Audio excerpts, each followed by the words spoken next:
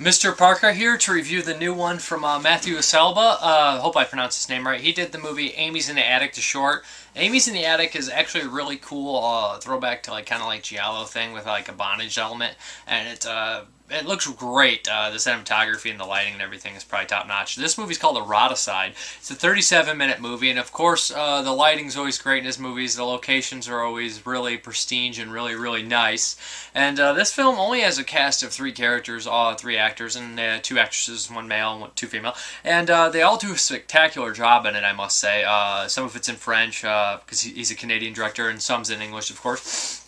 But what we have here is the opening of a ninth-month anniversary for this couple, and they seem pretty much in love. And the girl actually seems taking more of the dominant role, bringing flowers, and she says, "I know, did I go overboard with the flowers?" and things like that. And the guy is really, kind of a quiet, meekish type guy, and lo and behold, his ex-girlfriend walks in, and his demeanor completely changes. He just sees her, and he tries to get away and she comes in, and she's being this ruthless, cold-hearted bitch, and she's completely and utterly cruel. Putting down the girlfriend, insulting him, doing all sorts of awful things, and turning him on, putting her leg on him, and of course he doesn't do anything. He sits there and takes it, and this upsets his girlfriend, and this pretty much starts the whole turmoil between these three. After a while, his girlfriend's obviously upset, so they go back and try to work things out. But without going on too much more of the story, I don't want to give too much away, but our lead character has a fetish. In Amy's in the Attic, there's a bondage fetish, kind of like I believe there was some dominatrix stuff in there. This guy has a fetish where he wants to be treated like crap. He believes he's worthless, he has so much self-loathing, and he believes he actually should be treated like crap. His ex-girlfriend was somebody who was kind of like the person who would do that. I don't know the terminology, obviously, because I'm saying do that and things like that, really dumb words, but anyways, what happens is he obviously longs for her, and I don't want to give too much away, but of course this is not going to end well. I must say, again, the acting is really great, and I really wanted to strangle his ex-girlfriend, Kendra. She is one of the most ruthless, evil persons I've ever seen in a film ever. Kind of reminds me of that Cruella de Vil thing going on, except in kind of a dominatrix type deal. Treat somebody like crap.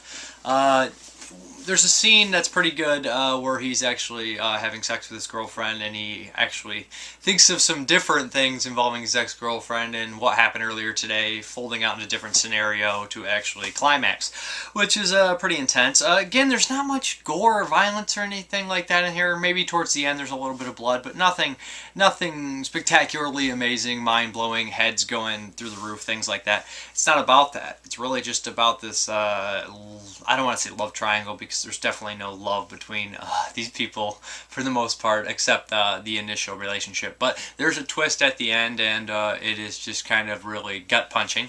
It is very well acted, very well lit, very well made, short with it's just kind of a snippet of awful relationship and how they can still control your life even after they're over, I guess is how you'd put it. But I would recommend it. I think it's a very well-made movie, and I think that he obviously has a future in directing, and his film Amy in the Attic is also very good. I'll put a link for some information below. This is the second short I've seen by him, and this one actually has a trance-like state where I felt memorized throughout almost the entire movie. I remember thinking, I was just staring at it. Couldn't take my eyes off it for the last 20 minutes or so, and the time just flew by. The movie was over before I knew it.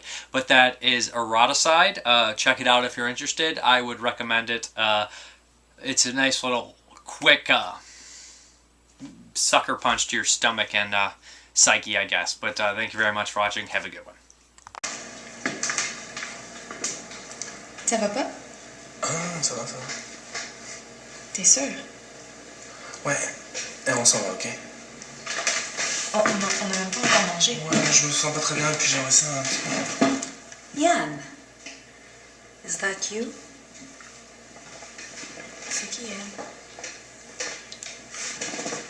Yes, Yann, who am I? You do remember my name, don't you? Of course. And for the benefit of your lady friend, whom you have yet to identify or introduce me to, Would you be so kind to let her in on it?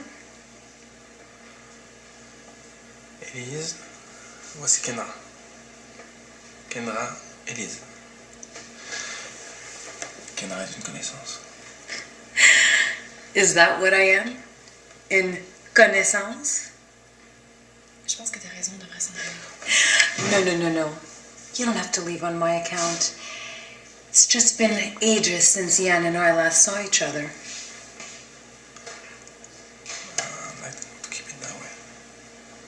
What was that, my dear? Look, I don't know who you are or how you know my boyfriend. Oh my God. This is fucking pathetic. What flea market did you pick up this homely little twat up at? What the fuck? If you're trying to make me jealous, you've only succeeded at making me feel sorry for you. Clearly, you think very little of yourself. Okay, that does it. Look here, bitch.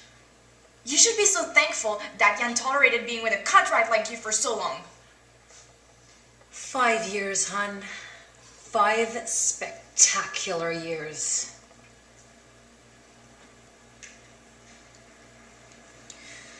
Well, that's over and done with. Is it really? Well, let me ask you a question. How often have you guys fucked?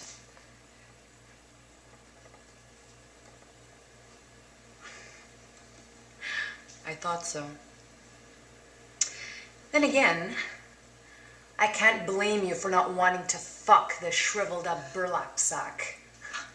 You fucking bitch! And,